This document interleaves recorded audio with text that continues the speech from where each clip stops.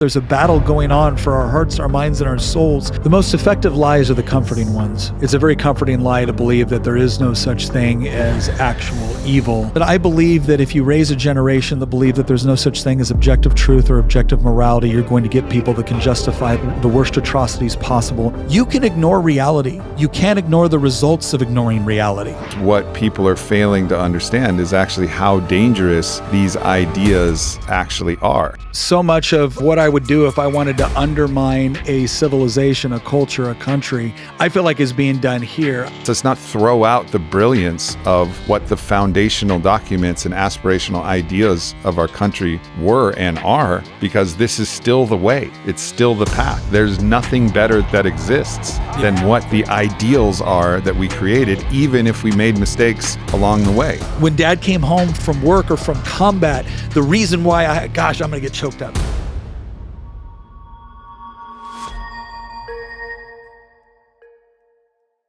Nick, so good to talk to you, my man. I've watched so many of your clips, and I reached out to you and I was like, man, I got to talk to this guy because there's some crazy shit going on with our country. And so I just want to jump right into the fray here. What the actual fuck is going on in the United States of America? Like, what do you see if you're going down the top list of some of the biggest challenges we're facing? Like, what are you really looking at right now? Oh gosh. I mean, look, I think one of the biggest things, I do think there's a spiritual component to this. There's a political and a philosophical component to this. But it's funny. I got asked once because, my background was Army Special Forces. We were the guys that were either the insurgents or we were fighting the insurgents. And I got asked, like, how would you take down a country? And what was shocking is the more I thought about it and the more I thought what was going on in the United States, I'm like, damn. So much of what I would do if I wanted to undermine a civilization, a culture, a country, I feel like is being done here. I think a lot of it has to do with our education system. Mm-hmm. I think a lot of it has to do, like on a fundamental level, I think there's this complete loss of confidence in kind of the underlying values of who we are as a country, our history, where we should be going as a country, what's the government's proper role within a civilized society. So I think so much of that all together explains a lot about what's going on. But on a very fundamental level, when you don't have a good sense of your own meaning and purpose, like why are you here? What is the purpose of your life? I think it becomes very, very easy for other people, groups, movements, organization, governments to really influence what that looks like. And they can influence it for a lot of really bad purposes. And so I think there is at a fundamental level an identity crisis that's going on an individual level for a lot of people, where the institutions that they used to get some meaning and purpose from, they have lost faith in. Mm-hmm.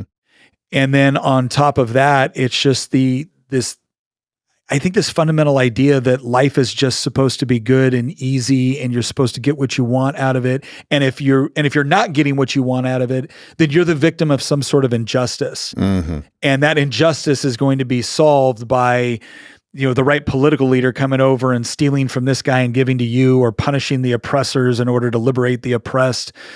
And ultimately it puts all this emphasis on this idea that you're just kind of a victim. You're just kind of a victim. And the best you can hope for is to team up with the other victims and give somebody a lot of power and they're going to fix it for you. And I know for me, my faith, my religious faith, and also I would say a lot of the meaning I get from being a husband and a father, when you're secure in who you are and your purpose, you don't fall for that crap. And there's a certain resiliency that builds up against it, but there's also the responsibility that comes along with, being strong in your faith, being strong in your responsibilities to be a husband, to be a father, to be a protector, to be a provider. And when you have that, I think there's a lot of resiliency that comes with it. When you don't, and you are desperately looking for whatever it is, love, community, purpose, meaning, man, that is a void that can be filled with a lot of bad stuff. And unfortunately, I think it has been in our country. Yeah. So let's start with the first thing that you mentioned. There's so much there, and, faith and this understanding and connection to God. And I remember as a child, my family was largely agnostic. They just didn't really have any connection with the divine that was meaningful enough for them to say, like, all right, this is the religion we're going to follow. And with that, I still had nothing but questions. Nobody was an atheist, which is its own religion in its own state. To pragmatically and fundamentally, emphatically state that there is no God, that is an act of faith like no other. Like really, you're going to fully believe that? That's a crazy leap. But it was full agnosticism, and then through my own spiritual journeys, which took me on the plant medicine path and working with some of the great indigenous medicines, I had a direct contact with the divine, and then that process over the last 25 years has gotten me closer in contact with God. And as I understand God represents not only some being a deity, an entity in the sky, and not saying that it is not an entity. I do believe God is an entity, but it's more importantly, perhaps, it's a field of value. It's the separation between good and evil. It's the separation between right and wrong. And so now when I look back at the Pledge of Allegiance, which I used to laugh at, where we used to say one nation under God, I was like, yeah, whatever. One nation under some, figment of your imagination. Now I'm like, no, that is actually meaningful. It means one nation under God, God meaning the field of value, meaning one nation under good, if you want to call it. And that's what actually the purpose, and you're talking about purpose, the purpose of the United States is to be one nation under God, one nation bound by the field of value, to hold the field of value in a world that is susceptible to corruption. And so I look at it now and I'm like, yeah, hell yeah, one nation under God. We got to get back to that fundamental tenet that we all recited when we were children. Yeah, no, I think there's, I was raised Christian, and I am. I take my Christian faith very, very seriously. It's the foundation of my entire worldview. But I definitely remember going through a process of questioning a lot of it, because some of what I grew up with kind of felt like it almost made Christianity out to be like a dieting fad, right? Like it was right. If it worked for you, great. If it didn't, no big deal. It's all about you. And it's like, well, no, that wasn't it at all. And so I really started to dig into, what they call Christian apologetics, but really the asking those hard questions of, okay, why do I think this is true? Right? Because that's fundamental. If you look at a lot of the underlying issues that we face right now in our culture, it's based off of, I would say, this kind of postmodernist theory that there is no such thing as objective truth or objective value. And whenever somebody's like value is a figment of people's imagination. Truth is a figment of people's imagination. Everything is a story. Yuval Harari getting read by Obama, really believing that there's no such thing as value. There's no such thing as truth. And this is the postmodern ethos that we're in, and it's fucking madness. Oh, well, whenever somebody tells me there's no such thing as objective truth, my first question is that true? Because no matter how they answer it, they've contradicted themselves. Right. And Jordan Peterson, who again is not a Christian, if I had to categorize it, and I wouldn't be so bold as to try to do that for him in any absolute sense, but it's kind of a deist idea that there is a God. The thing that I go back to people on is, again, when you look at things like objective truth or objective morality, the idea that there are some things which are fundamentally good and some things which are fundamentally bad, you don't get that from an atheistic framework. You just don't. And regardless of what people say, nobody lives that way. Everybody believes, everybody operates as if there are things that are fundamentally inherently good and some things that are fundamentally inherently bad. Where does that come from? Because if it's just your opinion, or if it's just majority rules, or if it's just utilitarian, then you're not saying that something is bad. You're just saying, well, if you got enough force to impose your will, then I guess it's okay. And nobody really believes that. And that really forced me to go down this path of questioning, like, why do I believe Christianity is true? And why do I believe that there's objective morality? And why do I believe that there's objective truth? And again, the more I poured into that, the more, again, I discovered that no, there's certain precepts here that just explain what's going on in the world, explain what's going on kind of in the inner workings of the human heart, of the human mind, that I think provide some pretty, not only comprehensive, but provocative answers about the human condition. And again, when you have a society that holds to objective truth and holds to objective morality, it actually creates an environment where even if we disagree about some things, we can work together, we can live peacefully with one another. When we agree, we can cooperate. When we disagree, we can leave each other alone. Mm-hmm. But if you remove all that and you say that this is just about, whatever, we're all just some big cosmic accident, well, then some people come to the conclusion that, well, if I want it a certain way, then I have the right to impose that. And if you don't like it, then you're just standing in the way of whatever utopia we're going to create. And that's a pretty dangerous place to be in.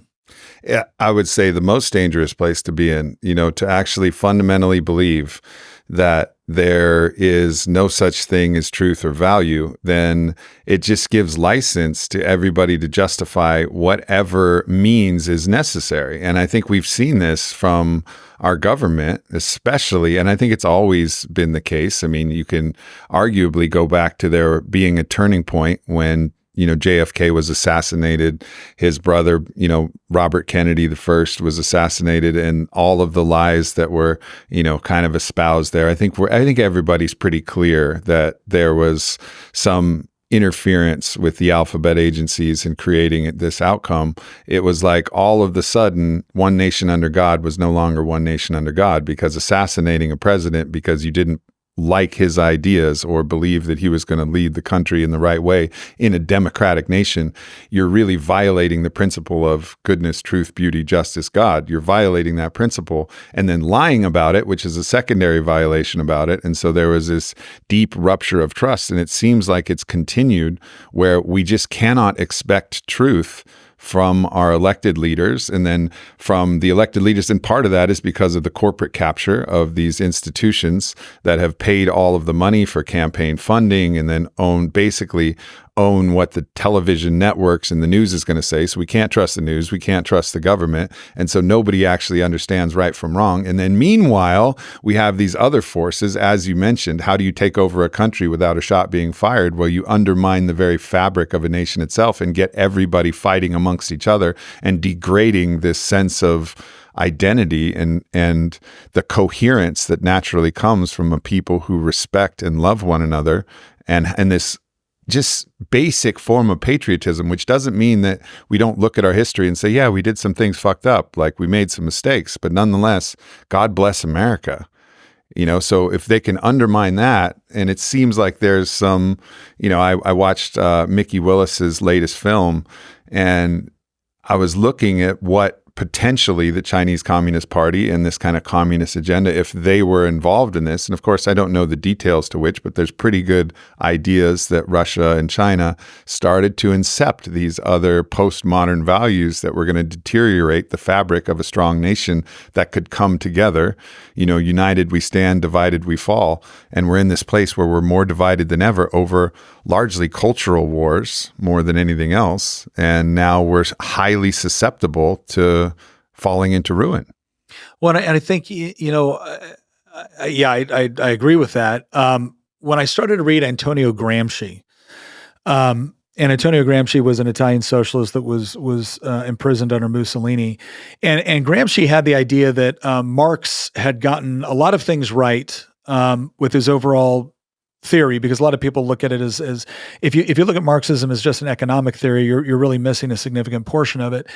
And one of the things that Gramsci talked about was that you have to have countercultural institutions to really have Marxism kind of be adopted, fully embraced by civilization. What's important to understand there is like, okay, well, but what did Marx believe about the individual? What did he believe about the family? What did he believe about the role of the state or cultural institutions? And as I look a lot of the things that have happened, whether it be through, again, postmodernism or existentialism, critical theory, this idea that we can so easily place people into categories of oppressor or oppressed, and just how formative those ideas have become within culturally shaping institutions, whether it's the arts and entertainment, media, politics, higher education. I feel like they've made tremendous progress And it's easy. I don't know if you've ever watched anything by Yuri Bezmenov, who used to work in media with the Soviet Union and the KGB. He laid out the whole plan. He did. But I think one thing that we miss, though, is that we make ourselves far too comfortable with the idea that there's some sort of Bond villain that made all this happen, as opposed to understanding that there are certain existential questions that all of us ask, and we're looking for answers. And one of the easiest answers you can ever be fed is that this is all just some sort of cosmic injustice, and you're part of the oppressed group, and the way that you're going to get even or create justice is you're going to essentially band with all the other oppressed peoples, and you're going to take out these oppressors. Well, what makes them oppressors? Well, they're doing well. Because the only reason they did well was because they exploited you. And it's like, whoa, wait a second. I know a lot of people that are doing a whole lot better than me, not because they did anything to me. In fact, they created goods and services that have made my life better. They were just better at creating those goods and services. And I want to learn from that. I don't want to punish it. And one of the things that I think has become so problematic is that I understand somebody looking around at immense wealth or immense success and then looking at their own conditions and thinking, what is wrong? Like, this can't be okay. The question is that do you then ask the question of, okay, how was that success achieved? And if it was achieved through peaceful means, through voluntary cooperation and transaction within the economy, well, then that's a good thing. How do I learn from that? If it was achieved by somebody coming in and stealing from somebody else, whether they did it themselves or they used a government entity through cronyism to do it or whatever, well, then, yeah, that's something that is unjust. That's fundamentally unjust and should be opposed. But it's the difference between a worldview which prioritizes envy versus a worldview which prioritizes gratitude. I always say, people sometimes will look at the way I argue on my political philosophy or whatnot, and they'll say, oh, well, it's just because you don't know what it's like to be poor. I'm like, oh, really? Yeah, no, I know what it's like to have my power turned off in the winter and my wife be cold because I couldn't provide enough. And believe me, that feeling stuck with me for the rest of my life as if it happened yesterday. The difference is that family, friends, people who cared about us intervened to help. And the end result was I felt shame at what happened, but I also felt an immense amount of gratitude for the people that sacrificed to help me and my wife out. I also felt a burning desire to work and develop myself in such a way to where that would never happen again, and where next time I would be in a position to help somebody else because I knew what that was like. And that's the difference. When people sacrifice to help you when you're in a position that you need it, it builds gratitude, a desire to improve, and a desire to help and reciprocate in the future. When you've been fed this idea that the reason why the power was turned off is because some evil exploiter was taking something that should have belonged to you, and now we're going to band together to punish everybody that has something that you don't, that doesn't breed gratitude. It breeds envy. It breeds a sense of entitlement. It breeds a sense of bitterness. And here's what I have learned. Whether you're a victim or not, because there are people that have been legitimately victimized. Whether you're a victim or not, a victim mentality will never serve you. Never serve you. It will always breed bitterness, envy, and a sense of entitlement. I have seen people that were legitimate victims of circumstances far beyond their control, who instead said, I'm going to take control of the things I can take control of. I'm going to rise above, and I'm going to accomplish something. And I've seen other people that were born into wealth that took a victim mentality, that impoverished themselves and were miserable because, again, it wasn't a sense of gratitude. It wasn't a sense of how do I improve situations. It was always, how do I get even with people, or how do I take what somebody else has? And that's just become so fundamental to my worldview and how I look at things. Is like, am I viewing this through a prism of gratitude or envy? Because one of those is going to serve you well and one of those is not. Yeah, absolutely. Were you ever an athlete? Yeah, not an especially good one.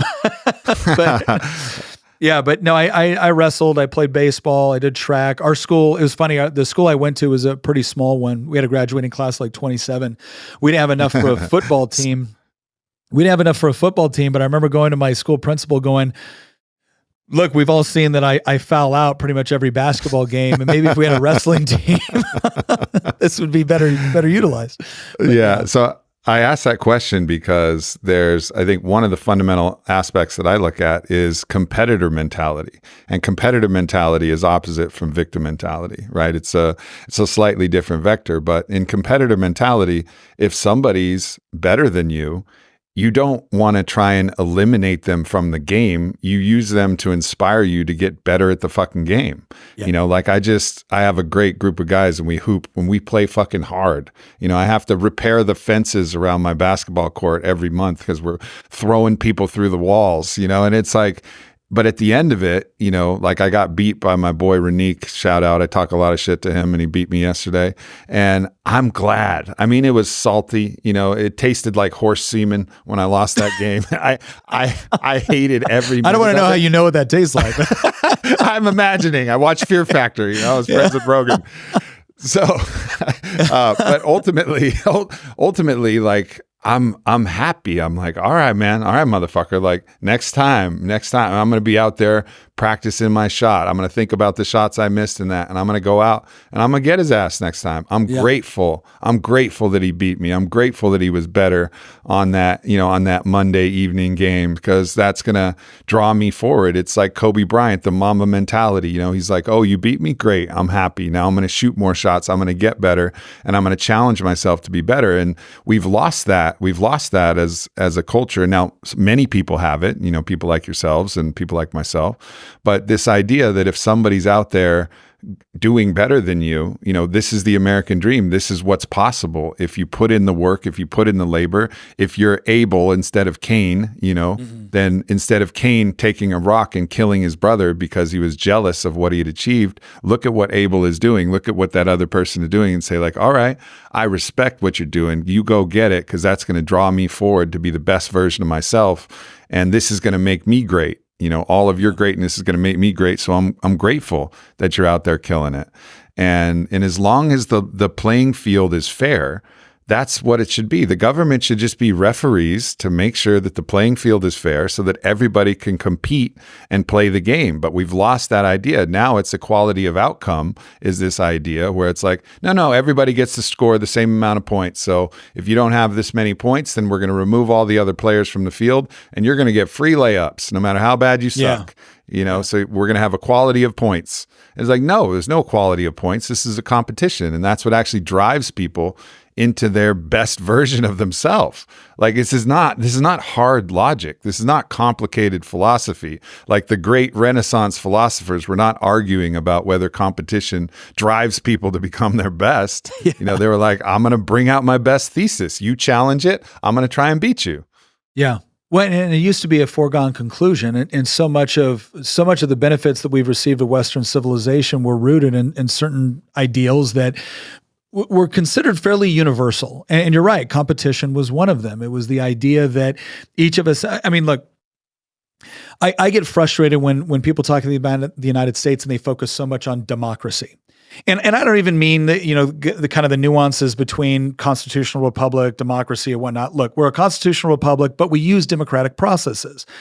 What I get frustrated with is when America is defined so exclusively based off of the political. What made the United States unique from its inception was not the fact that, okay, we're going to have a judiciary and we're going to have an executive and we're going to have a legislative and we're going to have separation of powers. And that was all interesting. That was all unique. I would say that was all very important. But it was a couple of ideas. One, the most fundamental one was, and even though we didn't live it out very well initially, right? We hold these truths to be self-evident. So right off the bat, we're talking about a truth. We're not talking about this is just a political concept or idea or preference. We hold the truths to be self-evident that all men are created equal and endowed by their creator with certain unalienable rights, that among these are life, liberty, and the pursuit of happiness. We look at that now and we've heard it so many times that we think, well, yeah, of course. No, not yeah, of course. Look at all of human history. That was a revolutionary idea that even the people that wrote it didn't fully embrace it to the capacity that we would have wanted at that particular time. But when you say that, hey, look, you as a human being, you have inherent worth. You have inherent worth by nature of being a human being created in the image of God, and that you have certain rights that the government didn't give to you. The government is recognizing that it has a responsibility to protect these rights that are granted to you by nature, by virtue of you being a human being. And the fact that life, liberty, and the pursuit of happiness. You have the right to pursue happiness to the extent that you would like to, the extent that you would define it, provided that you don't infringe on the rights of other people to do the same. That was what was at the heart of the American experiment, not just a system of government, right? If being free is nothing more than getting to elect politicians every 2, 4, and 6 years, dude, I'm not interested, right? That cannot be all there is to freedom or America. It is that idea that, look, the world ain't fair, and it ain't ever going to be. And there's always going to be inherent differences between us. You're going to start off at different places. All of that exists, right? And there is no correcting for all of it. But the beautiful part about living in a genuinely free society where you have abilities and talents and property rights and inherent rights and all of these things, and I have the same thing, is that you and I get to figure out how our needs, wants, desires, capabilities all work together within an environment to where when we transact, it's to mutual benefit, right? Nobody forced the two of us to get on this podcast. We are both wealthier as a result of it. Why? Because we both chose to spend our time this way because we both thought we would get something out of it. I'm not exploiting you. You're not exploiting me. And we both got to make this choice and learn something as a result. That what was fundamental to the American experiment and why so many people wanted to be a part of it. And I think you're right that we lose a part of that when everything becomes this power struggle for who's controlling Congress, who's controlling the presidency, what sort of special deals do I get either as a corporation or an activist group or whatever else it is, as opposed to saying, no, I just want equal protection before the law so that I can figure out the best way to use my talents to benefit myself, my family, my community, and then I can work with voluntary cooperation with other people to do the same. People have no idea from a historical standard what an incredible and unique gift that is. And instead we're trading it off for envy and bitterness and greed and a desire to take and redistribute. And man, I don't want that. When my neighbor succeeds, I want to celebrate with them. I want to ask them how they did it. I want to see how I can get better at what I do. When I succeed and they feel happy for me, that's the sort of energy that I want in a free country. But you're never going to get that if everything is oppressor, oppressed. Why? Well, because you have stuff and I don't. And this politician told me that if I give them power, they'll take it from you and give it to me. Nobody wins through that. Long run, even the people that think they're benefiting short term don't win from that because that mentality is corrosive. Yeah. I mean, I think pointing back to this unbelievably inspired aspirational ideal for the founding of our nation, I think a lot of people disqualify the brilliance of that based on the fact that, oh, well, some of them were slaveholders and then look what they did to the indigenous people. And yeah, you're right.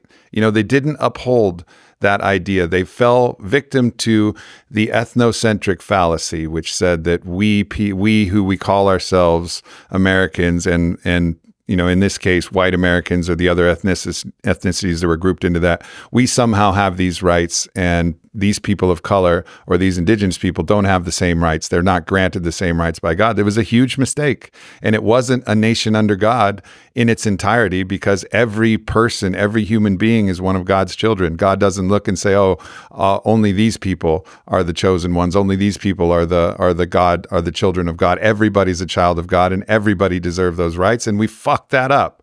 We fucked that up. But nonetheless, it doesn't disqualify the aspirational ideals. It just, we made a mistake in our ethnocentric focus where we said one group is better than another group and one group has more rights.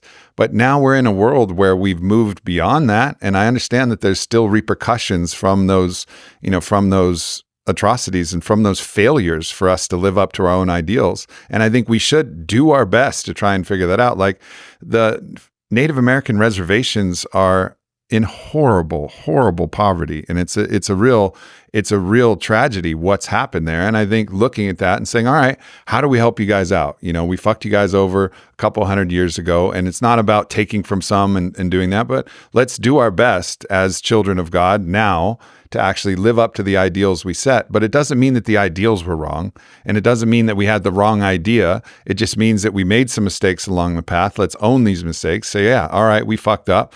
Let's see how we can help this situation that we created, clean up some of the mess that we caused. But nonetheless, let's not throw out the brilliance of what the foundational documents and aspirational ideas of our country were and are, because this is still the way. It's still the path. There's nothing better that exists than what the ideals are that we created, even if we made mistakes along the way. And even if we got in wars that we shouldn't have got in. Of course, we have, like every nation, we have a history of mistakes that we made. But that's one of the things I love about our country, is that the fundamental ideals, regardless of how we lived up to them at different periods in our history, they're still the best that there ever was, and potentially the best that there ever will be. No, I think another important component to that, because again, I don't have a problem with the concept of restitution. I do have a problem with this concept that seems to come along with it all the time, which is, no. What happened in the United States was uniquely evil, or what happened in the West was uniquely evil. You have to be pretty ignorant of history to actually believe that. But one of the things that fascinated me when I got out of the military and I went into college was some of the bizarre ideas that I heard about Western philosophy or Western influences on the world didn't come from courses that were designed around it. It came from English classes. And I'll never forget this one professor. And I mean, this is an English literature class. And we're talking about the conquest of the Aztecs. And he's talking about this idea of this, this Western colonialism and Western, conquest and how uniquely evil this was. And I remember raising my hand going, do you guys know how Cortez actually took over the Aztecs? Like, well, yeah, he came in and he had gunpowder on horses. I said, 200 dudes are not taking over the Aztec Empire with gunpowder and horses. He had the alliance of 20,000 natives, minimum, 20,000 natives that were tribes that were fighting against the Aztecs because they wanted to liberate themselves from a pretty brutal regime that used to come in and capture their children in flower wars to, execute them to the sun god. Like this idea that, everybody was just living in peace and harmony until the evil Westerners showed up. I'm sorry, that's not an accurate reflection of reality, not to mention the fact that it creates this caricature of other civilizations that isn't warranted. What we need to understand is that a lot of the things that were going on all around the world were not uniquely Western. They were part of the human condition. And the real question that we have to ask ourselves is, why are we... It is good that we are hypersensitive to certain activities now and that we find such a sense of moral indignation toward. But at that time, there was no general moral indignation to conquest. It was just considered the regular part of human history. What we should be asking is, why do we not see it that way now? Like, why do we have this intense desire for introspection, which I think is good, by the way, to question things that happened in the past, and then to question why they happen in order to hopefully prevent such things from happening in the future. But if you're gonna try to suggest that during that introspection we must now conclude that we were uniquely evil in a way that, quite frankly, is not reflected in human history, well, then you're going to come to some pretty bad conclusions. And what I've realized is that there are certain political ideologies that want us to believe that we are uniquely bad and evil, not because it's an accurate reflection of history, but because the only way they can get us to part from those fundamental values that were expressed beautifully but not lived up to in the way that they should have been, the only way to get you to break from that and to adopt something new is to convince you that they were never good in the first place. Right? If a good idea wasn't faithfully executed by fallible human beings, then clearly the idea was wrong. No, the idea is, and will forever be beautiful. but it's being executed by fallible human beings. And the real question that we need to ask ourselves is what, through education and through development of institutions and social norms and mores, how do we become better? This is why in the preamble of the Constitution, it says to create a more perfect union.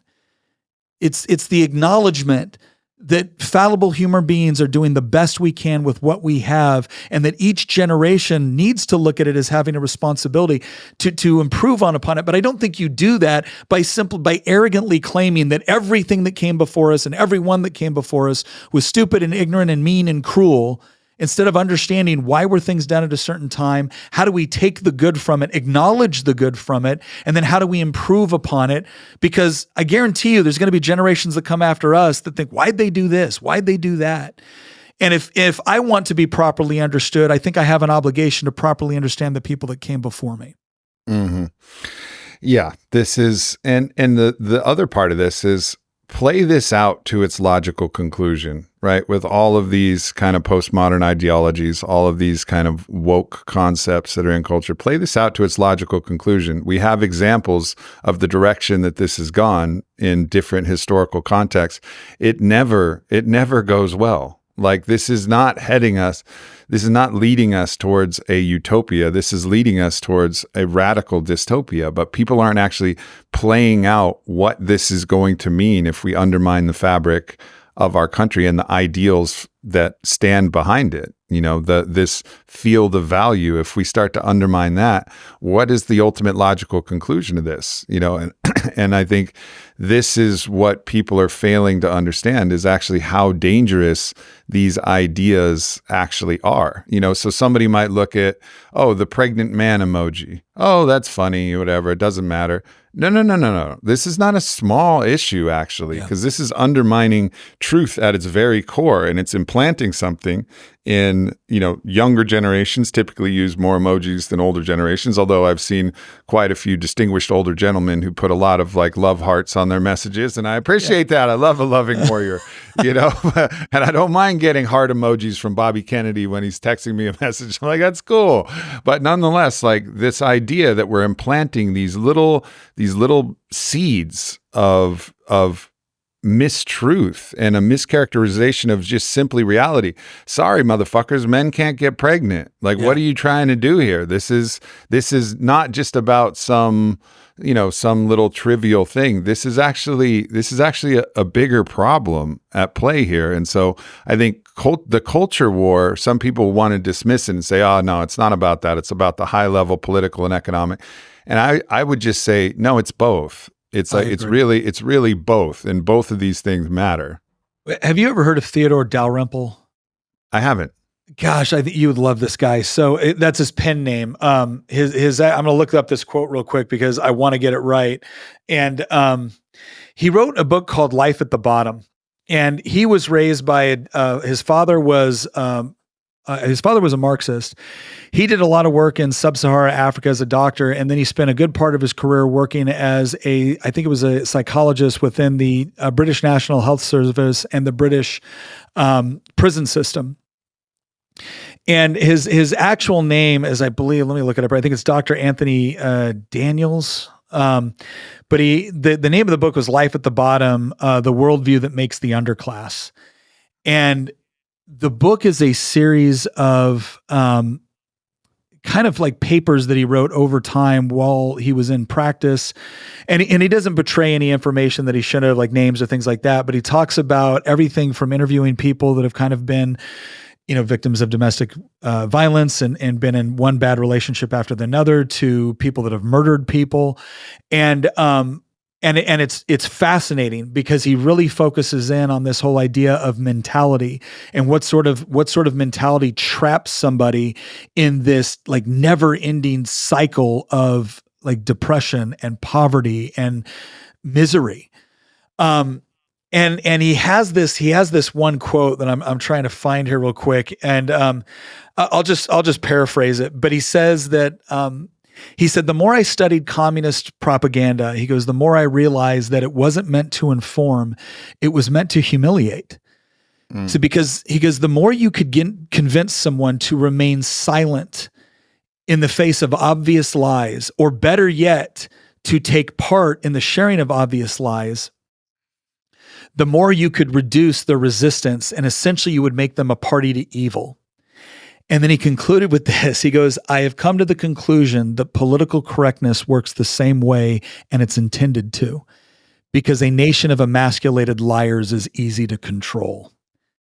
And that line, a nation of emasculated liars is easy to control, really stuck with me. And you've said it a couple times here, and you've hinted at it in other areas as well. It's this idea that this isn't just some arbitrary culture war of what do you care? How does it affect you?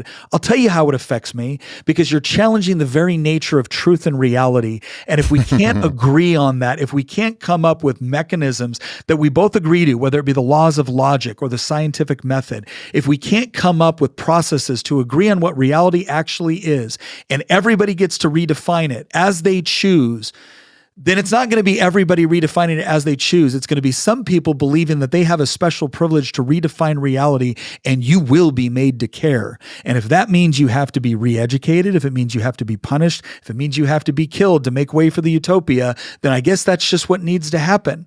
And nobody gets to tell me that that's not true, because the 20th century is replete with examples of it. And I think that battle for no, there is objective truth. And the beautiful thing is that there are neutral mechanisms. They're not conservative or liberal or right or left.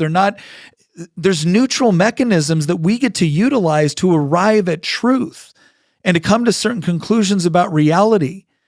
And that's a beautiful thing. But if you throw that out because you find it inconvenient the moment it doesn't coincide with your political objectives or your own philosophy, I've got bad news. It doesn't mean reality is going to change. It means you're going to go through some real misery, and you might impose a whole lot of misery on other people, because you can ignore reality. You can't ignore the results of ignoring reality. And well said. That's the part that is just, yeah, but that Theodore Dalrymple quote, man, it really stuck with me. Yeah, absolutely. And I think, one of the things that I've noticed as well is this level of corruption, this kind of influence of these dark forces, it always hides within the holy. It's like the corruption swarms the sacred. So a holy virtue is actually science. Science has liberated us from so many superstitions and brought so many blessings into our life. Then we look at what happened in the pandemic, and the side that was actually ignoring science, they were actually saying, trust the science. They were saying, trust the science, because science is part of the holy. Science is part of the universally accepted religion. But what were they actually doing? They were censoring dissenting opinions. That is not part of science. They were limiting the questions that could be asked. They were actually removing. I've had videos pulled down from YouTube. I've had posts that were fact-checked that we're now seeing clearly were supported by the pharmaceutical industries. This is not trusting the science. It's like an inversion. They're using a holy principle, and they're committing great evil and atrocity underneath it, not dissimilarly from what the Catholic Church did in the Inquisition. When Giordano Bruno was hung upside down and given to the flames for questioning the actions of the church at that point, that is not the actions of God. That is not what God designed and desired to do, but they used the cloak of God to actually commit their evil. Just like in this recent, history, they've used the cloak of science or the cloak of the love for all people, or they cloak their kind of dark, they cloak their dark mechanism within something that everybody can agree upon. And so you have to be really mindful for this kind of second level game theory of how they're going to do it. They're not going to do it by saying, we're pieces of shit that want to undermine the country, and we're just out to fuck everybody up. No, they're going to hide it. They're going to hide it in their own virtue, in their own virtuosity, and the virtue signaling of following that virtuosity. But underneath it is a much darker impulse, and that's just the way it goes. No, I think that's right. I think one of the things that's so interesting about the lore of Lord of the Rings and Tolkien, and this was a concept that he was getting across. That is, obviously Tolkien was a very dedicated Catholic, and it was this idea that evil can't create; evil can only manipulate that which has already been created. Mm-hmm. And so it's this idea that it will pervert the creation. So you look at something like if I want to manipulate you, right, then it is at a huge advantage to me to take something that you already believe in, that you already trust, then take the mantle of it, take the credibility of it, and then use it for my purposes. Now, the moment I do that, I pervert its original intent. I pervert the beauty of the thing that it was. And what we have to be careful of is when somebody is attempting to misuse something for the purpose of manipulation, we shouldn't throw out the thing that they're using, right? That's the thing that's beautiful. We shouldn't allow that thing to become tainted as a result of its manipulation. And one of the things that worries me is when we talk about the potential backlash to what's going on right now. There's a gentleman who runs a page called What If Alt Hist. His name is Rudyard Lynch, and a really, really intelligent younger guy. And he talks a lot about this idea of the coming like right-wing backlash, and he's really nervous about it. Because he thinks that there's this problem where all of a sudden we're going to combat this kind of authoritarian approach to civilization with a different version of the authoritarian approach. And it's like, no, you can't give up on that which is fundamentally good because it's been manipulated by somebody for bad purposes.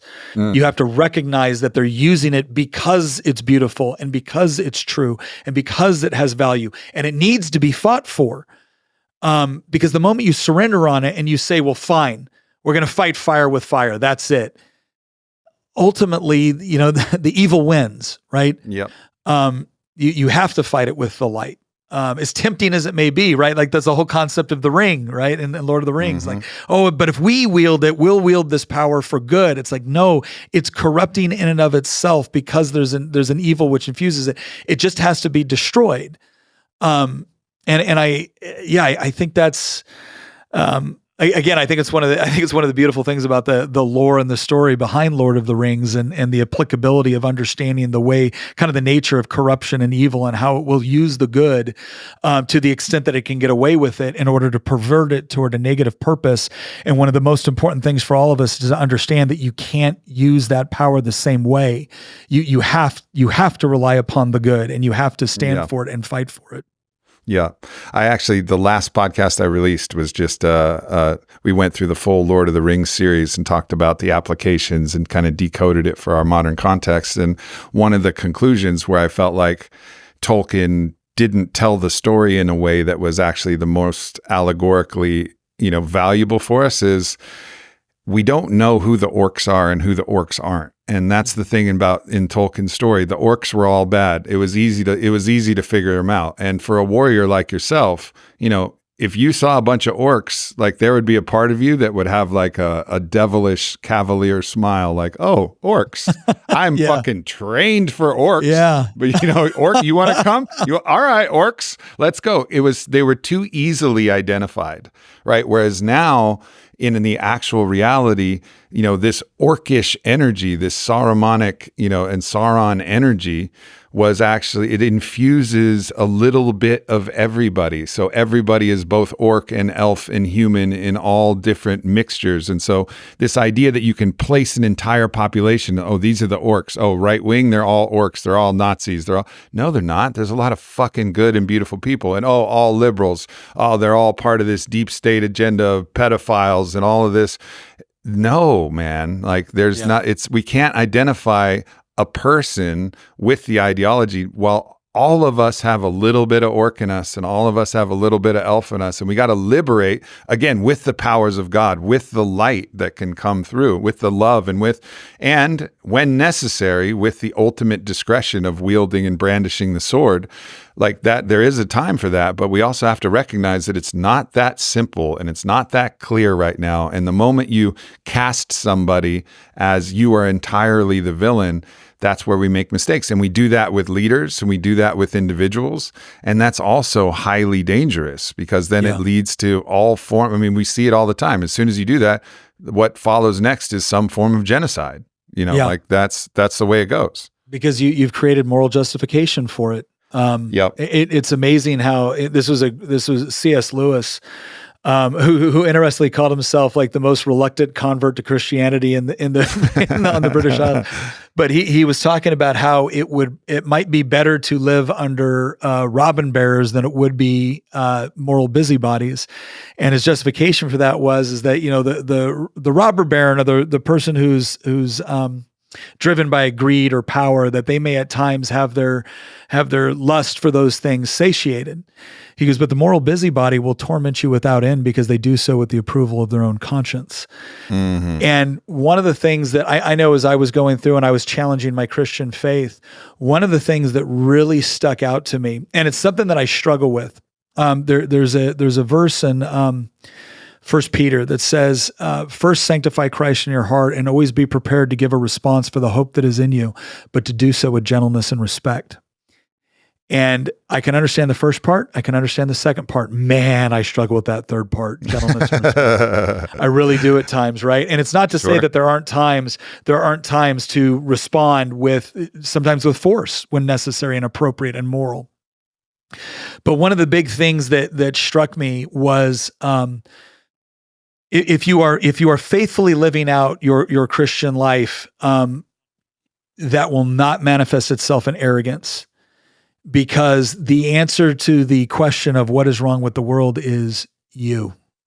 It's that we do have that sinful nature. And that moment that it's like, oh no, it's them. That person's the problem. That person's like, whoa, wait a second. Look inwards into your own heart. Look at some of the darkness that resides there. Look at some of the greed and selfishness and avarice.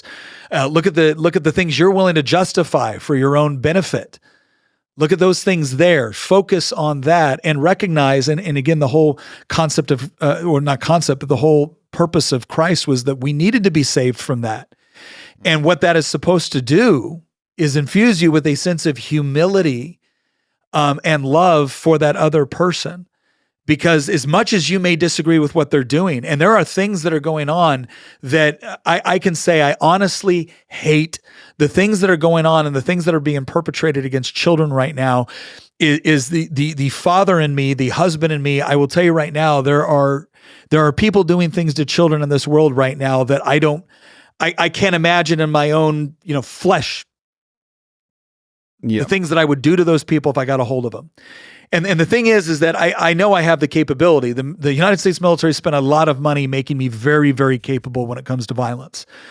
And I look at somebody hurting a child as the clearest moral justification of imposing every sort of, harm upon that person. But the one thing that I always come back to is this idea that understanding that, ultimately, there are times to use violence, especially in defense of the innocent, especially in the defense of truth. But I always try to distinguish between my hatred for an action, my hatred for an idea, versus hatred for people. Mm-hmm. Because once you make the idea or even the action synonymous with a person, that is a really, really slippery slope. Mm. And I think it's very important. I try to say this. I try to say, look, I don't hate anybody. There's a lot of actions I hate. There's ideas I hate. There's ideas and actions which deserve my hatred. But I need to always recognize, and I need to always be able to separate the action or the idea from the human being.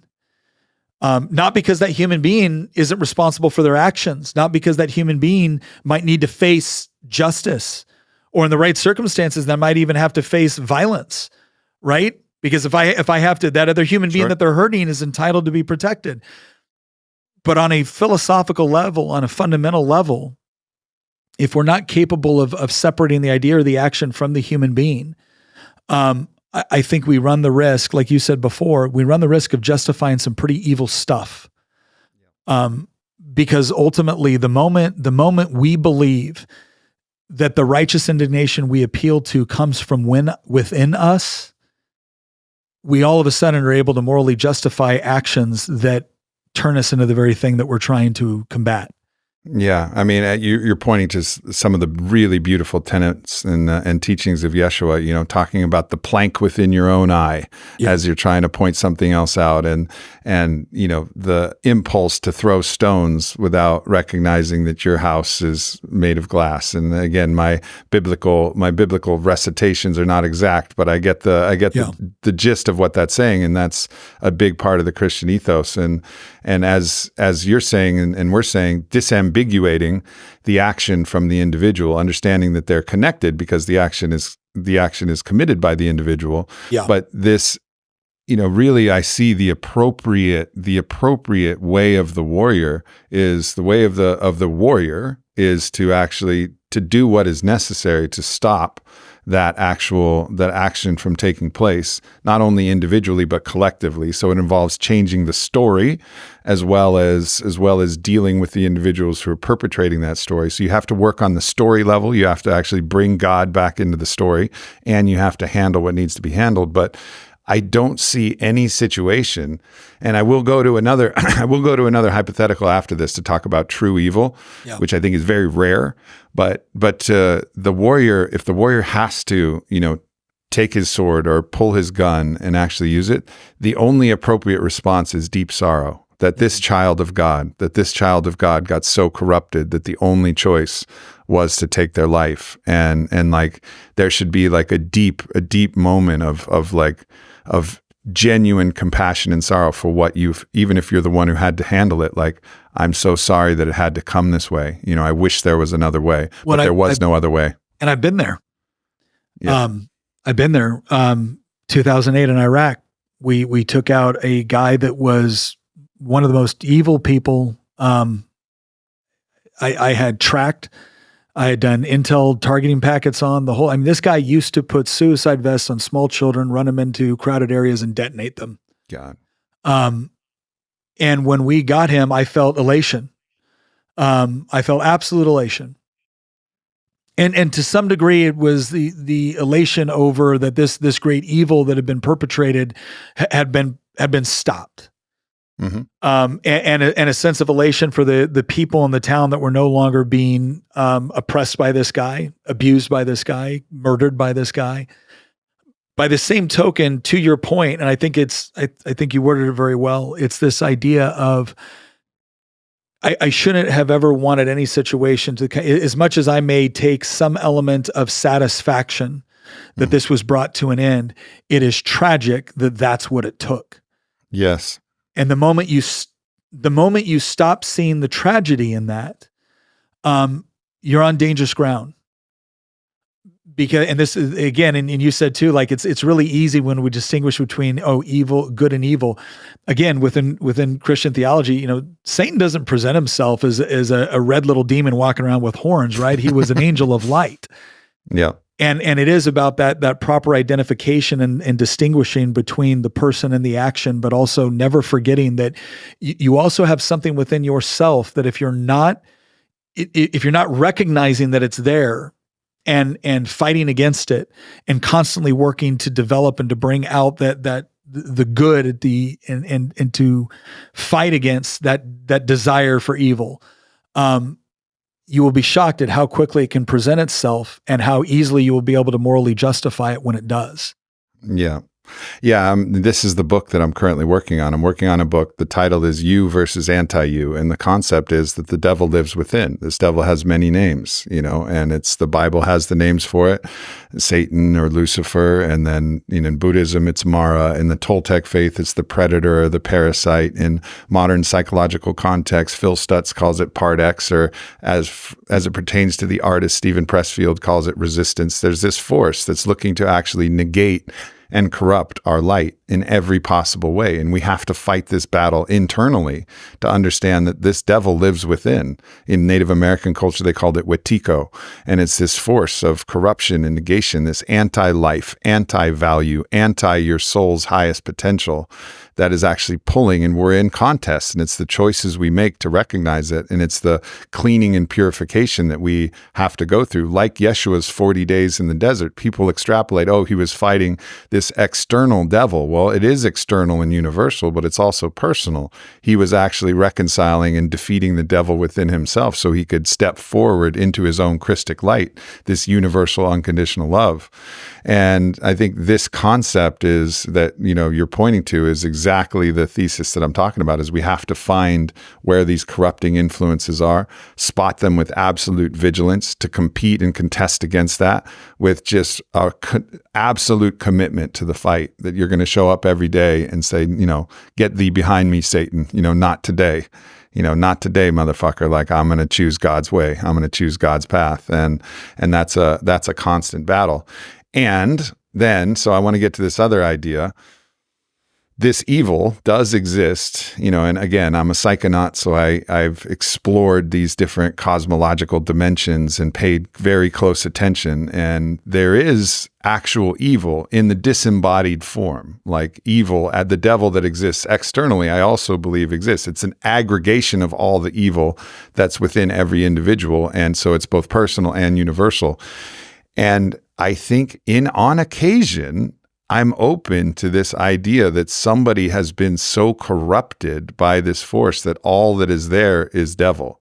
Like all that is remaining is evil. And that's something that's, despite all of this discussion, which I think applies to most, I still leave open for the possibility that there are actually demonic forces that exist, that rarely manifest in its entirety in the human dimension, in this dimension of polarity.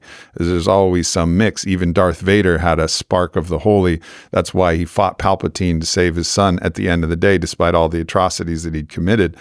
So I always hold this possibility for redemption, but dealing with genuine malice to a person that's beyond that, like the person you mentioned in Iraq, like that is a function and is a factor. And I think sometimes people aren't willing to look at the idea that there is actual embodied evil in the world, and that there is no other option, even if there is still throughout that this sense of like, man, I wish it didn't have to be this way. I wish this person hadn't been corrupted.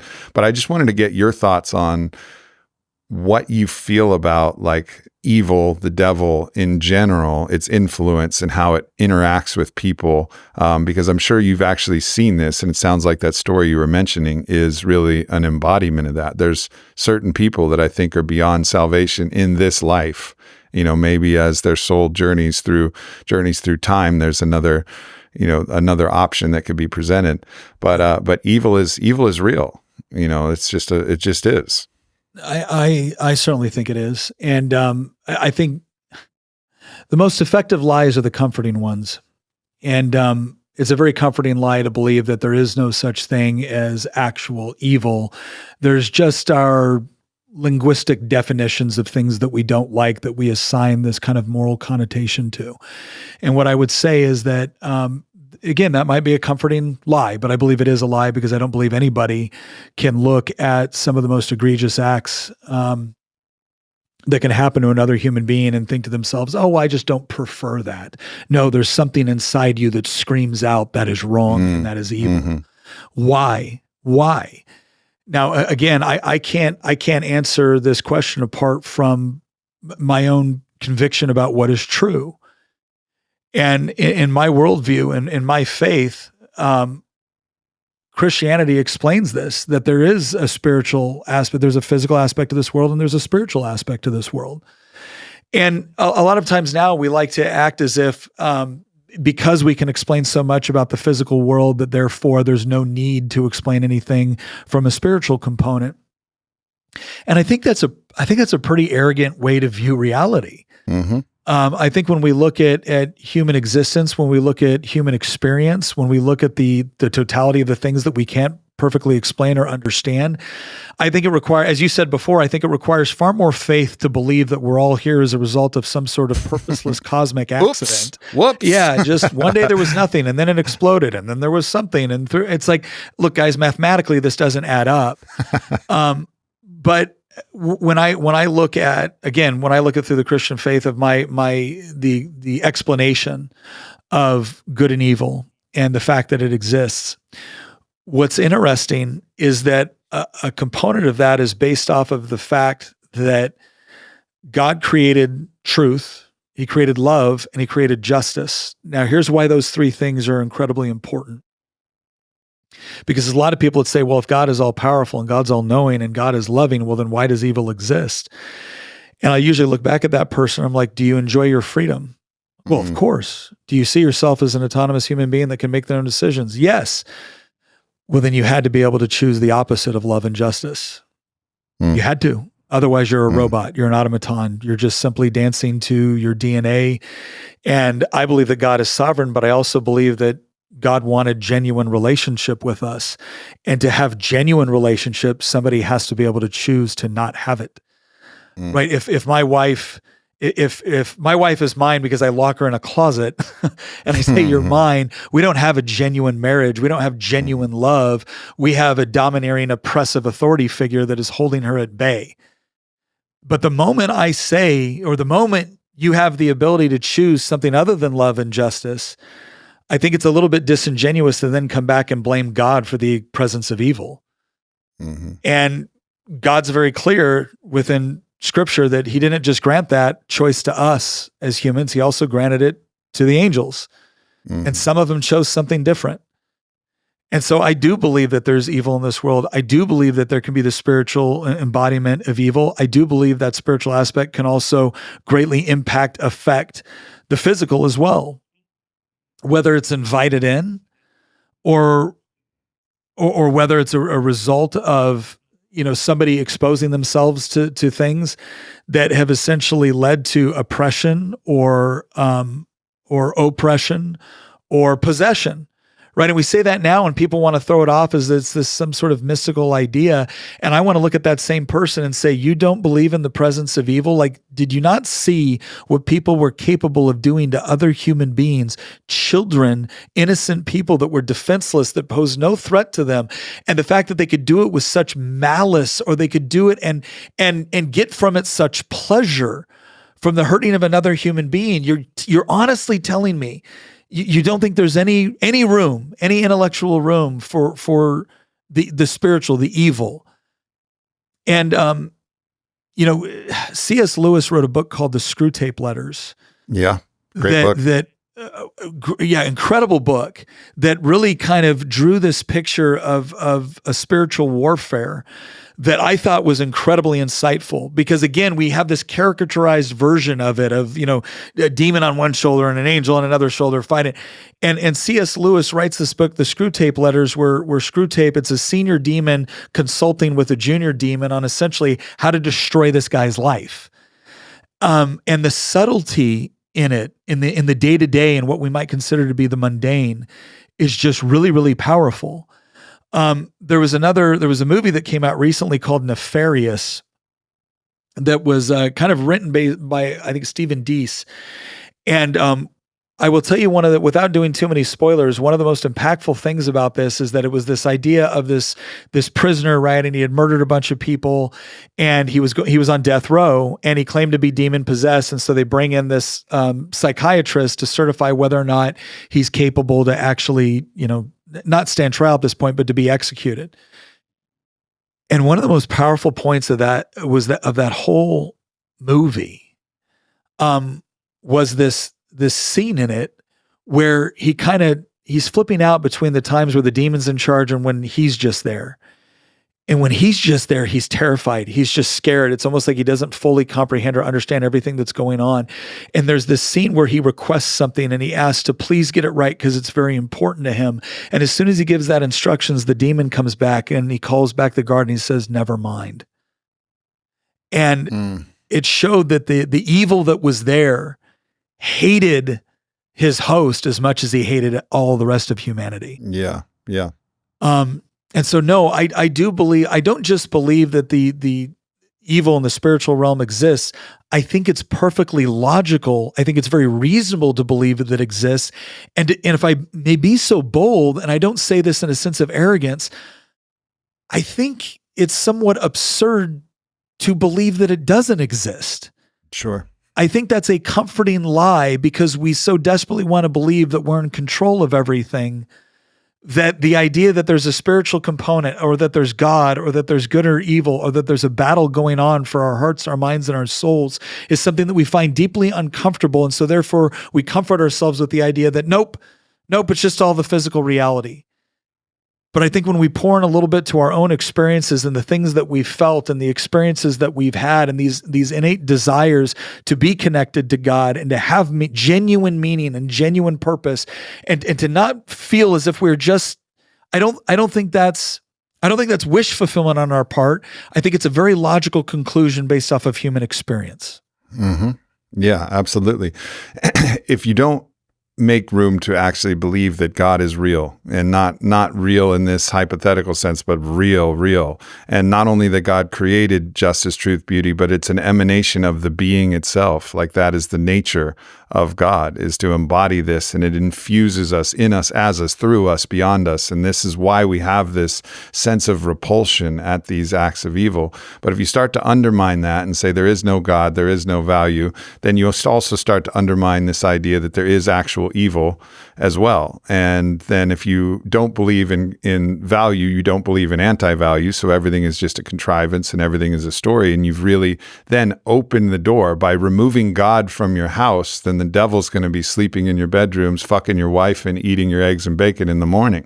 Like you have to pack your house of the body, mind, spirit, soul with as much God, with as much goodness, which is much value, because there is somebody, some force that's actually looking to come take over the host in that way. And I think one of the things that we see in this, again, this postmodernist culture, is we've taken God out of the house, so we've, as Nietzsche said, God is dead. And I think that was prophetic to understand that with this rationalist, reductionist materialism was actually removing God and value from the notion of what it means to be a human being and live on this planet. Well, in the absence of that, then there's so much room for evil to actually transpire. And we see it in all of these moves that are not getting enough attention. And that's one of the things I appreciate about you.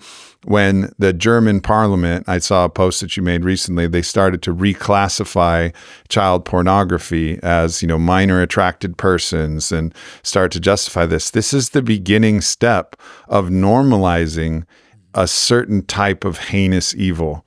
And we're beginning, it's like they're softening the target to actually start to normalize all types of egregious behavior that will actually allow evil to proliferate throughout society. So we have to be vigilant. The more we remove God from our lives and from our country and from our culture, the more that these other elements are going to creep in, because if you remove God, you remove evil, and you can't tell the difference between one or the other. And then all of a sudden pedophiles are minor attracted persons.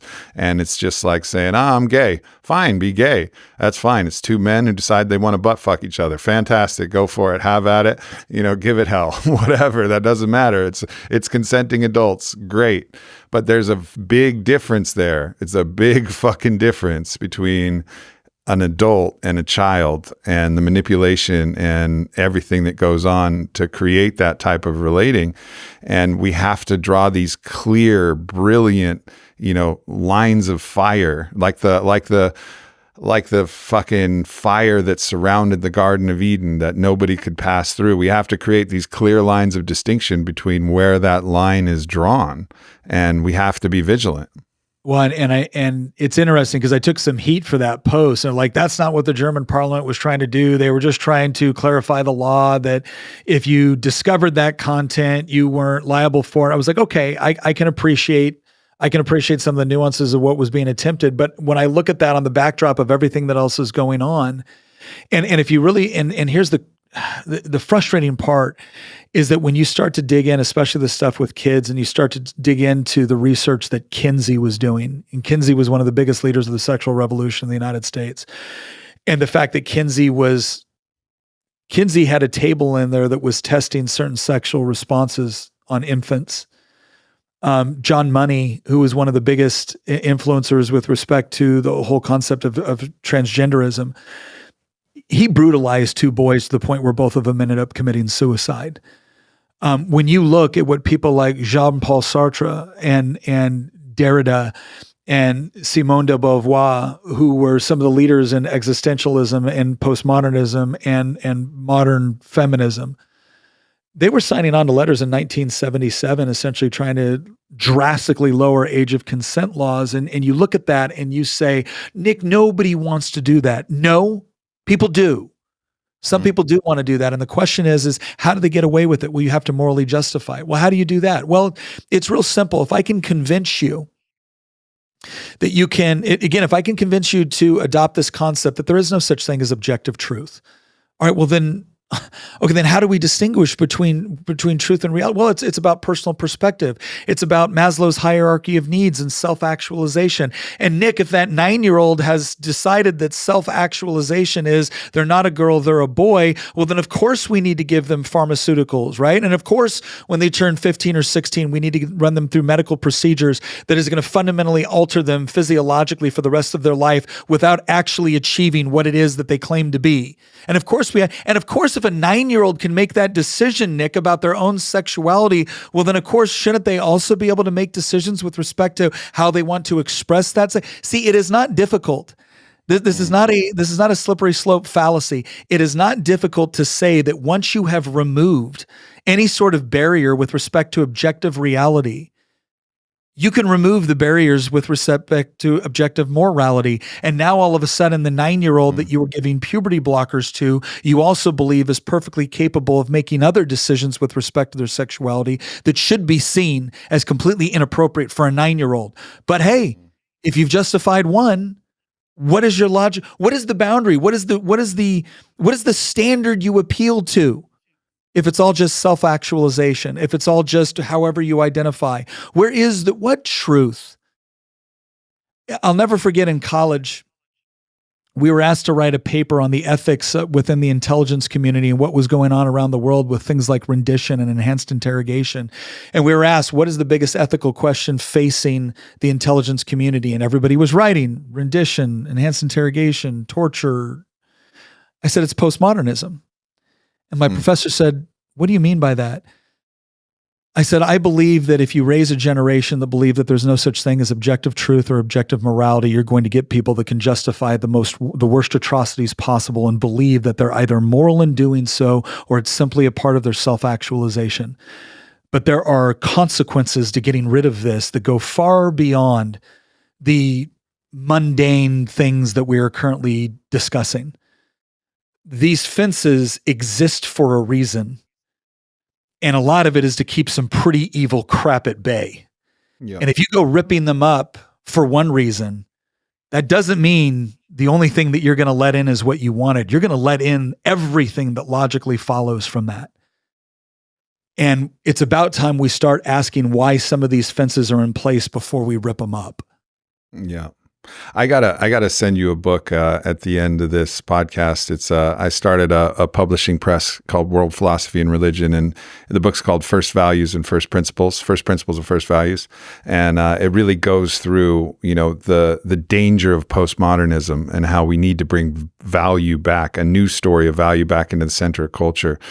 So yeah, anybody listening, that book's available on Amazon, but I'll send you a copy. And as you're right, you're just right on the money with what these leading thinkers are actually talking about. Is it's overlooked as how dangerous it actually is. And one of the challenges too is that it's infected our education system, and our education system is indoctrinating an entire generation that is filled with these ideologies.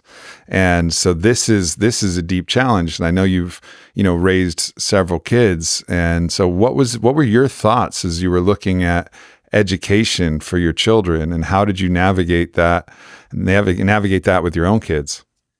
I was, when I was getting out of the military, my oldest daughter was 5, and we had sent her to kindergarten. And I remember her coming home from kindergarten, and her teacher had told these 5-year-olds, go home and ask your parents who they're voting for. And if they're not voting for this person, ask them why. If you think about it, that's a fairly nefarious question to pose to children, because you have set the expectation that your parents should be voting for this person, and if they're not, they owe you an explanation, But if they are voting for that person, everything's fine. You're essentially implanting into my child's mind that if I'm not voting for the person that you think I should be voting for, there's something wrong with mommy and daddy that maybe she should discuss with the teacher. And we saw this expressed in other ways, and we pulled our kids out and we decided to homeschool. And that had not been my wife's and my original plan. I was not homeschooled. She was not homeschooled. But I was getting out of the military. We weren't sure where we were going to live. Our kids' education needed to continue, so that's what we did. And then when we moved out to Virginia and we got settled, we put them back into public school for 1 year. And then we pulled them right back out again, and we said, we're not doing this. And it wasn't because we didn't have some great teachers. We did. It was two things. The first one is that we did not feel, not only did we not feel that our values were being represented within a government-run school system, and that's what it is. I hate it when we just call it public school. That sounds so innocuous. It's a government-run school system. But we found that a lot of our values were being directly challenged by the authority figures that we were putting our children in the hands of. The other thing that we realized very quickly is that it wasn't just, because again, we had some great teachers, we had some great administrators, but it's also all the other children that are involved there and all the crap that's going on their home and all the things they're being exposed to that now they're going to expose your children to. And then finally, I think I said two things. There's three. The other one is that we recognized that we wanted our children to have an educational experience that was customized to them, not mass production. The government engages in the mass production of education with very, very little customization toward your child because it's virtually impossible to do within the structure that we've adopted. And we thought that there was a lot of things in there that were either questionable, either maybe from a moral standpoint. A lot of it was just from a usefulness standpoint. When our kids were little, we gave them a very generalized education because we wanted them to, obviously you need to learn how to read, right? I don't care where you go in life. You got to be able to read, right? You got to be able to do basic math. You got to be able to think critically. We want you to understand the scientific method and its importance in understanding the physical world and the physical realm. But then when we got into higher grades, we started to ask the questions more about, okay, what do you want to do with your life, right? You've been exposed to various subjects with respect to sciences and the arts and English and history and entrepreneurship. What do you want to do? And then we started to craft their education toward what their professional goals were. And one of the things that we instilled in our children very early on was there are some paths that require various things and some paths that don't. And the thing that you need to think about is there's dreams that you have. And to the extent that your dreams can be profitable and economically viable, that's wonderful. We don't want you to give up on your dreams if they're not so much profitable or economically viable, but you're still going to need to learn some sort of skill or trade or capability that allows you to pursue the things that you love, but that also allows you to feed yourself. Because if you get to go off and pursue your dreams and somebody else has to fit the bill, then what you're saying is that your dreams and your desire to pursue happiness are more important than somebody else's. And that's not appropriate. It's not just. And so we were able to create and customize a home education experience where we made use of co-ops and we made use of tutors and we made use of online programs and we made use of experiences. And the end result is that education for my children was not a building that you showed up to. Education for my kids was a whole host of events and activities and where they were expected to learn something no matter what we were doing. And see the beauty in that education. And there were times where it was tough and my wife and I could write an entire book on things we wish we would have done different. But at the end of the day, all three of my kids are, I think, very confident in who they are. They're all very confident that they have meaning and they have purpose. They're confident in their faith. They're confident in their ability to think critically. They're confident in their ability to question things, even if it comes from us, against a standard of truth and knowledge, which is very, very important. And I think perhaps most importantly of all, I have a great relationship with all my kids. My oldest daughter's 21, my son's 18, my youngest daughter is 16. People talk about how horrible the teenage years are. I have no idea what they're talking about. And I chalk a lot of that up to, we didn't isolate our kids from the outside world. They had all kinds of exposure to different ideas and concepts and people and whatnot.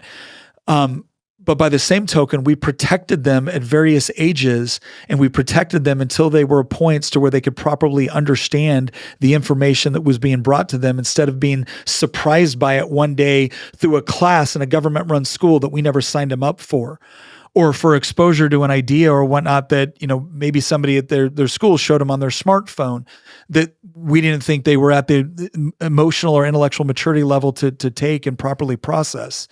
And did we protect them from everything? Of course not. You can't, right? But I will say this: when my kids have questions at some point, they still feel like we're a reliable resource to go to. Yeah. At the same token, they're still willing to question mom and dad when they think we're wrong on something. They do it in a respectful way, and they appeal to standards of thinking and objective truth and morality. But that was one of the most important lessons that we taught our kids was, I always tell the story of this time where I'll never forget my 14-year-old daughter knocking on my door and saying, "Daddy, I got to talk to you. I don't think you handled something well." "Oh, is that a fact?" She goes, "Yeah, Daddy, you came home from work and you were frustrated, but you yelled at Luke and Allie because they had made a mess in the kitchen, but they were in there because Mommy had given permission to make something for you. And because you got upset with them without asking them what they were doing, they're now too afraid to tell you that they were doing something for you." And in that moment, I had to look at my 14-year-old daughter and say, "You're right. I'm wrong. Yeah. I appreciate you having not only the intellect to understand what went wrong down there, right? You processed it correctly, but you also had the courage to come to the authority figure in life and challenge them. And you had the dignity and the respect to do so in a way that was noble." I said, "And so I want you to know I'm wrong, you're right, and I'm going to go make amends with your younger brother and sister." That's a beautiful fucking story, man. And one of the most powerful things out of that is that, and I remember, because there's been other times where I haven't handled it as well, but by the grace of God, there go I. In that moment, it's almost like I could hear the audible voice of God saying, "You have taught your daughter that there is such a thing as objective right and wrong. And Nick, you're wrong right now, and she's bringing it up. And if you reward her for it, if you reward her courage and her humanity in this moment, she will remember that. And if you punish it, she will also remember that." Yeah. And so that was That's such a powerful story. I feel really blessed in a similar way. With my father, everything was based upon logic and reason. And so from a very early age, all decisions I could question, and I would receive the logic, and we would go, and he would have the patience. He's a busy man, and he was a titan of his own industry, and was pulled in a lot of directions. But whenever there was an issue, we could talk about it. "Dad, I want another piece of cake." "I don't think that's a good idea." "All right, well, let's talk about it." And then we'd go into conversations about blood sugar, and we'd go in conversations about metabolic. Like, he would take the time, and finally, ultimately, if his logic was sound and he would win, I'd be like, "All right, Dad, I get it. Like, I understand the logic." Even if I disagreed and was like, "I actually think I could eat this cake and be totally fine, Dad." And he was, and he might even agree with me and like, "You know what? This time you can eat the cake, but you understand my logic, right? Like, you understand my reasoning?" And I'd be like, "Yes, Dad, I understand your reasoning." So it taught me how to reason and how to logic. It wasn't because I said so. No, that wasn't the way I was raised. And so it allows me to continually use these mechanisms of understanding in a beautiful way. And I think that's such a powerful parenthood code that I intend to bring in, when I'm raising my own children. And it seems like you have so much wisdom, as a father to share, both in your embodiment and your knowledge. But I'm curious, in particular with your son, because I think there's different ways, a lot of similarities. I think that's a universal similarity with how you handle that situation with your 14-year-old daughter, universally applicable. But for a father to his son, about what it means to be a man and what that takes. And I really appreciate, your thoughts and your comments on manhood and what that means. And I was, listening to one of your other posts, and it was saying something that Jordan Peterson says, like, a man should be capable of violence, but also know what the right situation is for that. And Jordan Peterson will say, you should be a monster and learn to control it. Yeah. Right. So it's not about being impotent and incapable. It's about being powerful, but actually knowing the discernment about how to wield that. So, curious, curious to, one, hear you talk about that with your son, about any type of martial arts training or how you actually approach that process of helping your son be physically capable. And then what are some, if you were going to list like 5 other tenets of like, this is what it means to be a man, my son. Like, this is what it means to be a man on all of the different vectors. Yeah, I think, my son and I, we do Brazilian Jiu-Jitsu and boxing. So we do some MMA together. And I got to tell you, I am getting too old for this crap. Like I go, but man, repairing for me, like he's ready to go again 2 hours later. I'm like, I need a couple days. But no, it was funny when my son and I, when he was real little, we were watching, it was called Real Steel. And it's basically Rocky with robots, right? It's got Hugh Jackman in it. And he used to be a boxer and now these robots box and, and my son and I are watching this and I look over at Tina. I said, hey, honey, do you know what the agoge is? She goes, no. I said, the agoge is where Spartans sent their children when they turned 7 to become warriors. I said, watch this. I said, hey, buddy, come here. And we start kind of boxing a little bit, roughhousing, and not hard, but hard enough to where it shocked him a little bit. I caught him.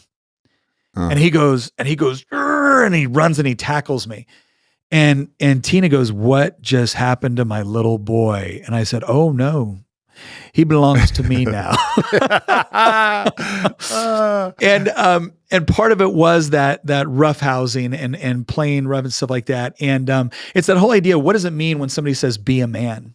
I said, well, in its simplest form, when somebody tells you be a man in a situation where they're like, be a man, it usually always means that you have to overcome some sort of pain or difficulty in order to keep your word or fulfill your responsibility. That's what it means at a fundamental level. So how do you do that? And what I've kind of talked about with my son, and this is applicable whether it's your son or your daughter, or just humanity in general, but there's different applications for it. But like for my son, it's like, okay, there's the spiritual, the intellectual, the emotional, the physical, and the professional. I don't care what culture tells you you're a man, your job is to protect and provide. If you want genuine femininity to flourish, if you want your family to be able to flourish, well, then you better be capable of being the safe harbor in the storm. So how do you do that? And what all does that mean? Because it's not just physical. It doesn't just mean you can beat up somebody that walks in the door. If you can beat up whoever's out there, but your kids are afraid of you, you did it wrong. You did it wrong. Because that aspect of you, and believe me, there's a certain part of me that has only come out in very, very few situations in Iraq, and that is for my family, never toward my family. So the spiritual, I think, is very important because I always want my son to understand that, look, you're beautifully and wonderfully created in the image of God. And that comes with meaning, that comes with purpose, that also comes with responsibility. There is an objective truth. There is an objective reality out there, and you're not above it. It's not good or bad because you say so. It's good or bad because it's good or bad. And you need to understand what the source of that is, and you need to be confident in your understanding of it, and you need to be subservient to it. Because one day you do need to be the head of your household. But that doesn't mean that you're the tyrant. It means that if for some reason, for some tragedy, whatever it is strikes, and it is your life for your wife or your kids, well, then it's your life, buddy. That's what leadership means in that biblical concept of being the head of your household. So you need to understand what it means to be a proper servant leader. And it does mean that once you take on the responsibility of being a husband, her safety and her needs are superior to your own. It doesn't mean you don't have your own goals. It doesn't mean you have your own objectives and you will work through that together and figure out what that is. That's what a marriage is. But her well-being takes precedent, takes precedent of your same with your kids. So it's that spiritual aspect. The intellectual, I think, is very important. Men should be smart. You should be intellectually capable. You should read. You should understand. You should be able to think critically. You should test yourself so much in being able to think critically that when dangerous situations come up, you're able to process information in such a way as in order to make the right decision to be able to protect. But you should be seen as wise by your children. Your children should be able to come for you for counsel and know that it's going to be true and that it's going to be relevant. And sometimes those truths will be hard. And that leads into the third category, which is the emotional. You need to be emotionally mature. I really hate this modern idea that, they say men should be able to cry, but what they mean is men should be able to cry whenever they want. No, you shouldn't. There are times where it is appropriate to cry. We talked about this before the show. I walked my daughter down the aisle. I kept it together. When we had the first daddy-daughter dance and she told me, Daddy, we're dancing to this song because I picked it for every daddy-daughter dance we ever went to and because you've done a great job. Man, I lost my crap right there, dude. Yeah, I lost it. Why? Because that's my little girl and she has the ability to break down and she is worthy of seeing the tenderness and the vulnerability in me with her. I don't give that to everybody else. She earns that by the virtue of who she is within my life. She's worthy of seeing that side of me, and so she gets to see it. The emotional maturity is understanding that when it is okay to show those cracks in the armor for the people that you love, so that they know they have that effect on you and they know that you love them. But you can't do that if you're blubbering all the time over the drop of the hat. You can't do that if you're losing complete control of your crap in the middle of something that's difficult or painful or scary. Right. So that emotional maturity is very, very important. It's like, no, son, you need to be stoic at times. You need to be able to keep it together. All right. If you want to be the sort of person that runs toward the sound of the gunfire instead of flees from it, well, then that's going to take both intellectual and emotional maturity. And so that is incredibly important. One of the things that I think is very critical too is that when you become a father, you also understand that your children are watching for what a healthy relationship looks like based off of how you treat your wife, the words you use, the emotional maturity you display in situations where you're tired and you're frustrated, right? So that's important. The fourth there was the physical. If you're going to be strong, if you're going to be able to protect, if you're going to be able to provide, you got to take care of yourself. The dad bod is a lie, guys. I'm sorry. Nobody thinks it's attractive. Nobody thinks it's good. I understand when you get older, it's a little bit harder to keep the muscle on and the fat off. Get your ass to the gym more. I'm sorry. I'm not going to make excuses for it. I remember when I turned 40, I've always had a pretty quick metabolism. I was in the military. I was running. I was lifting more. And then all of a sudden I hit 40 and I came home from the legislative session. I'm like, holy crap. I'm getting chubby. Well, look, I could come up with 1,000 excuses for why that's okay now. It isn't. Keep yourself in shape. I'm not saying you got to do anything crazy. I'm not saying you got to be, some sort of guy like benching, 500 pounds at the gym or whatnot. But look, when you are physically capable, it's amazing what it also does to your cognitive capacity. Jordan Peterson talks about this. If you want to keep your cognitive capacity as you get older, lift weights. It gives you a greater sense of confidence. The other thing too, and I'm just going to throw this out there because this is something that I would say sometimes too in Christian relationships that isn't talked about enough. I want my wife to be really proud of the guy she's going to bed with. Right. Yeah. Bottom line, amen. I'm all she gets, right? I am all she gets. I want her to be proud of it. And if that means I got to suffer a little bit more at the gym to where, when I come home, hey, she's happy about it. Good. And it's not like she forces me to or tells me I need to or whatnot, but I can tell the difference. I don't ask my wife if she wants me to work out because it's a stupid question, right? I know she loves me regardless. My job is to not take advantage of that love by just, my job is to say, you know what, my gratitude for the love that you give me, regardless of how I look or whatnot, is to keep myself in shape, not just to protect, not just to provide, but because I also want my wife to be proud of what her husband looks like. And I want her to know that I'm doing it for her. Right. So that's all wrapped up in the physical. And then that fifth category is the professional. I don't think you got to be the wealthiest guy out there or whatnot. You need to be able to provide for your family. And one of the things I tell my son is I said, look, Dad we've never been wealthy. We do pretty good right now, but we've never been super wealthy. I'd like to be, right? I'm certainly not against it.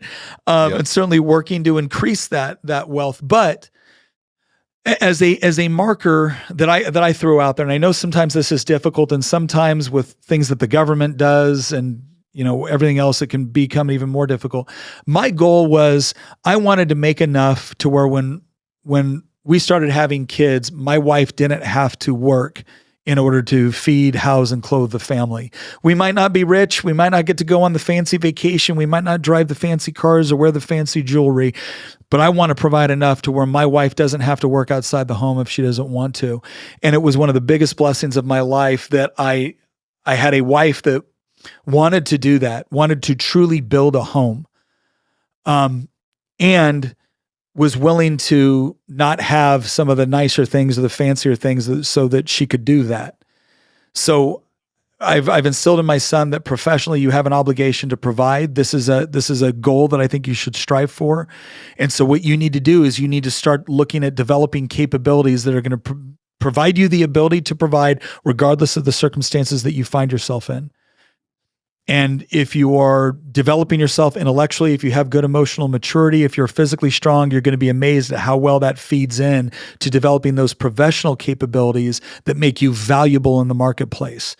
Because what makes you valuable is not, we have all these ideas. I remember when people love to say things like, I think our soldiers should be paid just as much as professional baseball players. All right, well, I was a soldier and I'm telling you, you don't want to pay the amount of taxes that would make that possible, right? Economies are based off of supply and demand. And so what we've told all of our kids is like, the skills you develop, the entrepreneurial skills that you develop need to all be rooted in this beautiful idea that the way you get wealthy in a free market is by maximizing the amount of value you provide to other people. So look at what you like to do.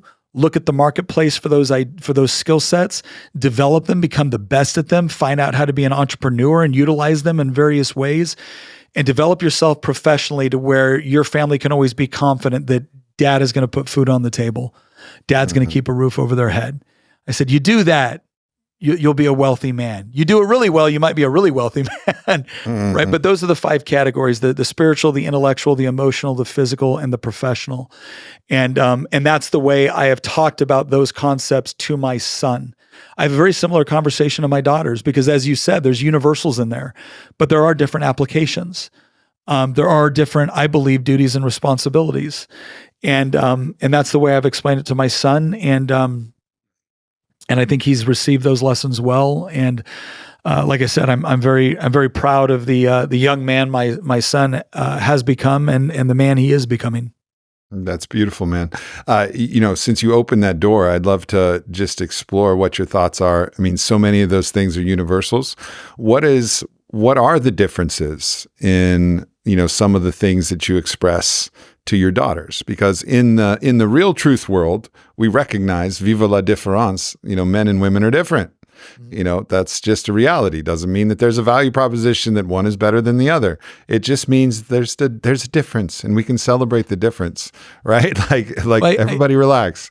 I explained it once to somebody. I said, look, if I'm building a house and I've got a carpenter and an electrician, they can sit there and fight. The carpenter can fight with the electrician that they can do the electrician stuff just as good as the electrician and vice versa. And they can sit there and they can compete with one another and try to do the job. And it's probably going to suck, right? I'm probably going to get a lot of mediocre work and a lot of animosity. Or I can look at the carpenter and electrician and say, both of you are very, very skilled and valuable tradesmen, right? Both of you bring something unique to the table that is desperately needed in order to make this thing that we want function to its peak capability. That's the same way I feel about a marriage. That's the same way I feel about a family. And so the way I express it to my daughters is I taught my daughters how to defend themselves at a pretty young age. My daughters all learned how to shoot starting at age 5. My youngest daughter, Allie, used to love it when people would come over that had never shot before. And she runs out there, 11 years old with her pigtails going, do you want to shoot with me? Maybe we can make it a competition. And then absolutely clean their clocks. Like she just, and I'm sitting there like proud dad, like that's right. So I don't want people to think that I haven't taught my daughters to be strong and to be capable. But when it comes to things, and maybe this is one of the best ways to express it, I remember when a young woman on a plane, we were sitting there, we were traveling somewhere, and she kept fiddling with her light to try to get it to work. And I said, look, my light's working fine. Do you want to switch seats? She goes, yes. She goes, I'm on way to a job interview. I just got married. I said, oh, marriage is great. It's wonderful. And she goes, how long have you been married? And at that time I said, 15 years. She goes, you don't look that much older than me. And I wasn't. I was maybe 4 years older than her, but I got married at 19. And she said, well, how do you make it work? And she said, do you really want to know? She goes, well, yeah. I said, all right, we have a biblical worldview of marriage. She goes, what does that mean? I said, well, one of the things it means is I'm the head of my household. And she stopped. She goes, why does there need to be a head? I said, that's a great question. I said, when you married your husband, did you say till death do us part?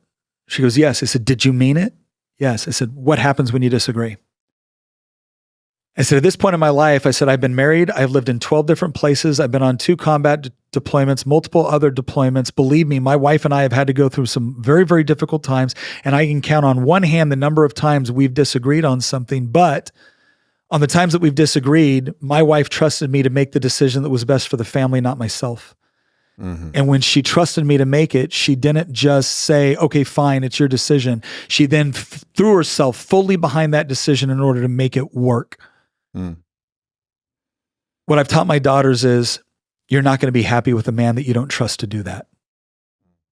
You can be strong. You can be independent. You can think about the things you're going to do. But if you want to build a marriage and a family with somebody, you're going to want a man that can do that because I've raised you to be strong and you're not going to settle for anything less. So if you're not confident that that man can defend you, if you're not confident that man can provide for you, there's going to be something missing from that. By the same token, what do you bring to the table? It's like, well, look at what your mom brings to the table in this relationship, right? She could have done any number of things. She chose to build a home. There's a big difference between a house and a home. She chose to build it. When something broke around this house, your mom put on a YouTube video, and because she was mechanically minded, she said, well, I can hire someone, but that's going to cost us $4,000, or I can learn how to do it. It'll cost us a fraction of the cost, and I'm going to be more capable at the end of the day because I learned how to do it. And then she poured herself into it and did it. She educated you guys. She learned how to do that, right? Not only that, but when dad came home from work or from combat, the reason why I'm going to get choked up. The reason why I had such a good relationship with my kids was because when I had to be gone for 9 months fighting a war and I came home, it wasn't to a house where my wife had torn me down because I was gone or wondered why I wasn't there. I came home to a home where my wife said, your father is protecting us. He's protecting this country. We are proud of him. And when we get home, we're going to show him how much we loved and missed him. My gosh. Brother, that was not guaranteed. I had a lot of buddies that didn't do that. And I held up my wife as someone to my daughters as, look at all the power, look at the intellect, look at the emotional maturity, look at the home your mother has built, look at the peace she brings to our lives, look at the strength that she builds, look at the ingenuity and the industry that she brings to it. Look at all of that. Look at Proverbs 31. That's your mom. And so I was able to point to an incredibly strong woman that my daughters respected, not just because of the things that she did that may be generally associated with femininity, but also because of the strength that she displayed in difficult and trying times where she had to step up and play both roles because dad was overseas. So it's that same thing when it comes to the spiritual. Understand that you're beautifully and wonderfully created and that you have a unique purpose and that our faith does give you a guideline for what a strong woman looks like. And that is not a woman that is weak. That is a woman that is strong intellectually, emotionally, physically, that is industrious, right? When it comes to the emotional, understand, and I tell women this whenever I speak to them, it's not your obligation to make good men, but you will be fascinated. You will be shocked at how a good woman brings out the absolute best in a man. I have never been so much at my best than when I was trying to live up to the expectations of my wife. Intellectually, you know, as a woman, you need to be intelligent. You need to be a critical thinker. You need to be able to look through things. But the other thing that I have always respected about my wife is that she has a discernment that I simply do not possess. I can think about something logically. I can lay out all the problems, but my wife can walk into a situation and read it in a way that I still am not capable of fully doing. She can spot things or understand things. And sometimes she can't even fully articulate it. But when I have learned that when my wife says, Nick, something's off. Nick, don't go into business with that person. I don't, right? she's there. She has that intellectual and emotional maturity. The physical, it's important for men and women to take care of each other for a variety of purposes. And then professionally, we taught our daughters, both of our daughters, if you ask them right now and you ask them, what do you want to do? First and foremost, they say, I want to raise my kids. I want to build a home. That's what I want to do. I want to be responsible for building that environment, that harbor, that place of safety and security and love and nurturing. I want to do that. And I also want to, my daughter loves the theater. She knew right off the bat, she goes, making money in the theater is incredibly difficult. But if I want to do this passion, then if I get a cosmetology license, I can do makeup, I can do this other stuff, which puts me in the proximity of the thing I love to do, but also gives me an ability to make money no matter where I go. And I can develop that, and I can be an entrepreneur, and I can run my own business one day. Same thing with my youngest daughter with respect to, veterinarian services and things of that nature. So again, the talk is a little bit different, but it's that idea of these roles between man and woman, husband and wife, mother and father, they were never meant to be competitive. They were meant to be cooperative. Mm-hmm. And when they are used in a cooperative function, you reach something that is so much better than the sum total of the parts. But if if you want to sit there and fight and you want to say, no, it's true strength true strength for a woman being able to do whatever a man can do. Is true strength for a man being able to do whatever a woman can do? Or is it maximizing the gifts that you have, the traits and the capabilities that you have to use not only in service to yourself, but to use in service to something that is so incredible, which is marriage and building a family? And thank God I married a woman that shared those values and decided early off, we're not going to be competitive with one another, because the moment we said I do, it was her and I against the rest of the world if necessary. And that we were going to work together and we were going to build upon our strengths, and we were going to develop those strengths and capabilities.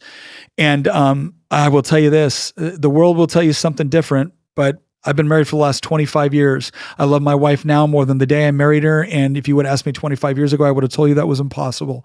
But a large part of it is because we embraced the different roles and responsibilities that we had. We communicated effectively with one another.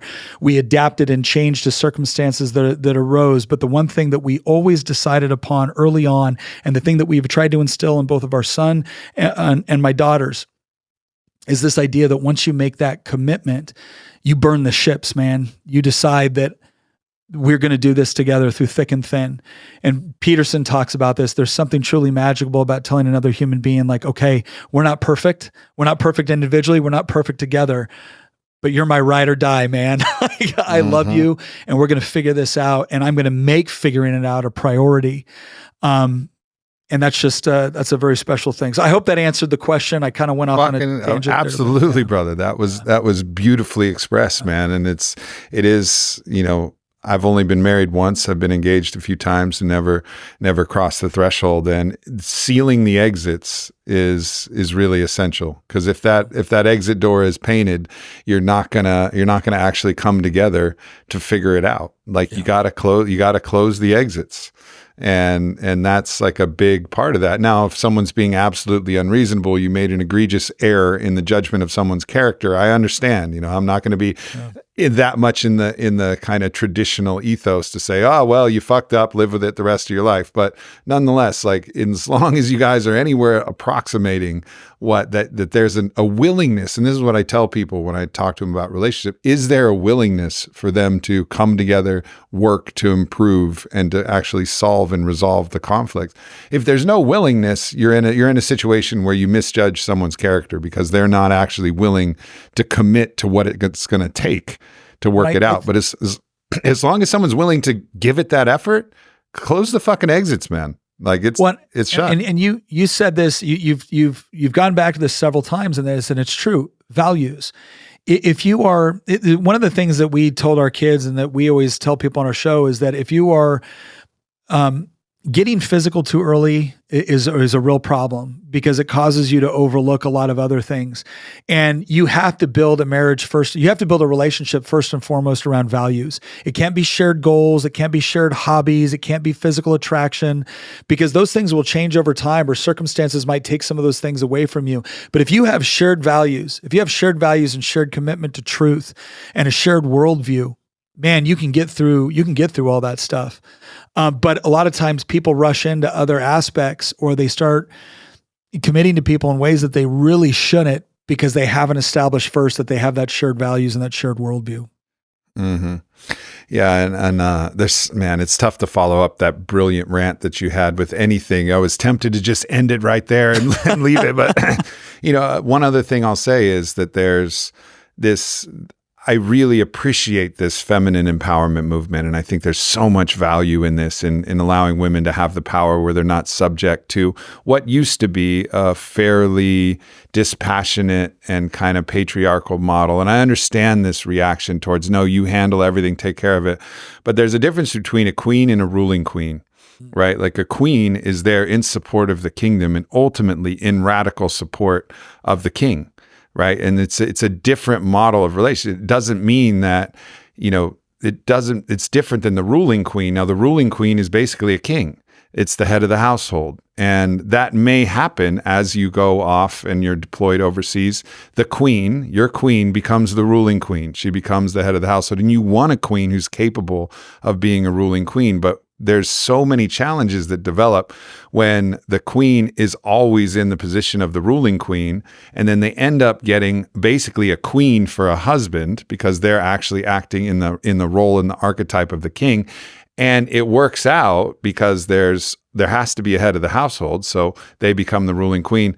But I've never seen them fully satisfied. They can't relax into their innate and inherent femininity. So they're always kind of in, kind of out, but with an eye out, attracted to these other kings, but not also willing to give up their own crown to actually commit in that radical nature to be the queen.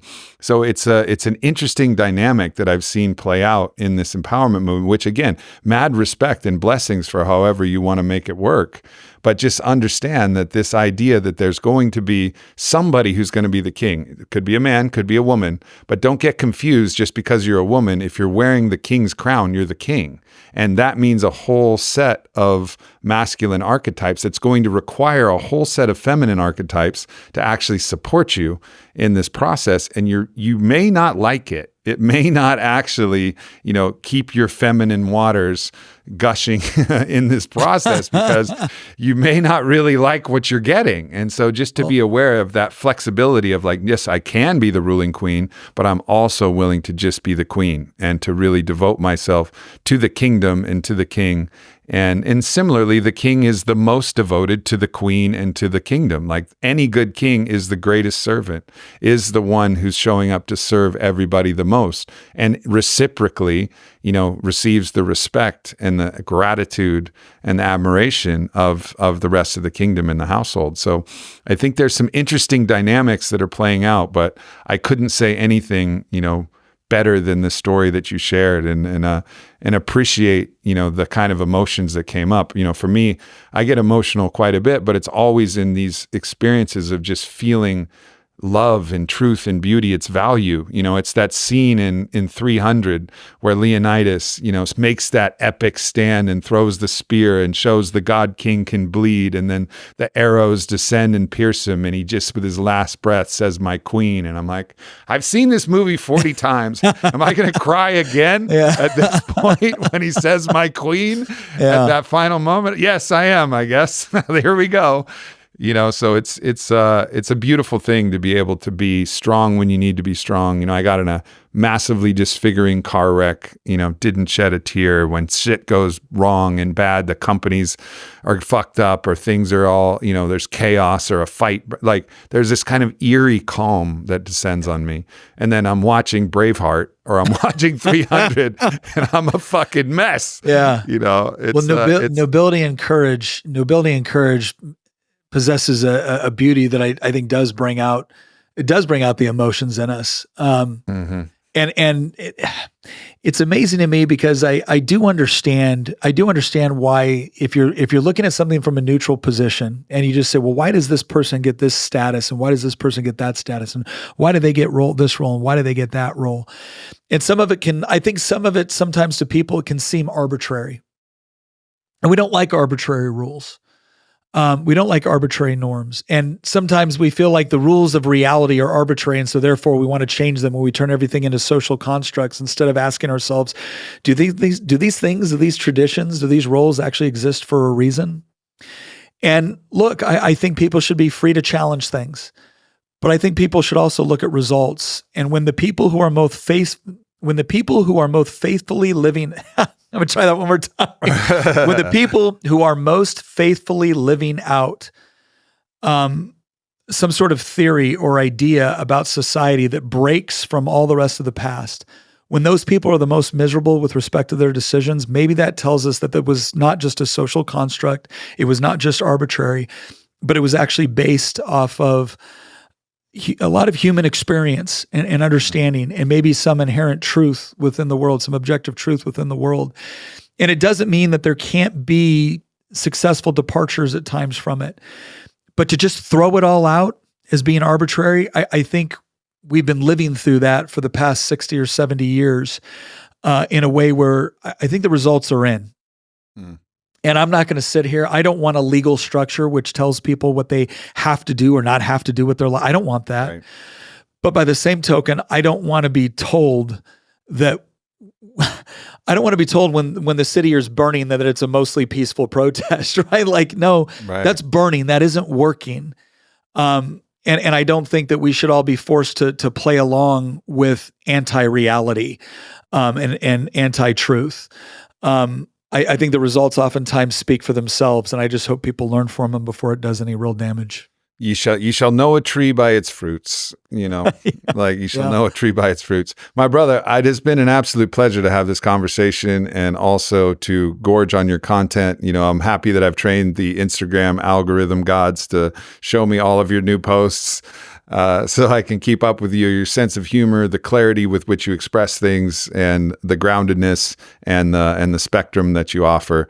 It's a real gift to a world. You're a model for men to follow, and obviously an incredible father. So it's been a real pleasure to drop in with you, and hopefully we'll continue to serve God, serve the world in our own unique ways in the best way possible. So count me in as an ally in any of your endeavors. No, same here, and thank you very much. It's been a real honor and privilege to speak with you. Yeah, brother, absolutely. Thanks, everybody. We love you. We'll see you next week. Thanks for tuning into this video. Make sure you hit subscribe. Follow me at Aubrey Marcus. Check out the Aubrey Marcus podcast, available everywhere, and leave a comment. Let me know if this video resonated or what else you would like to hear from me in the future. Thank you so much.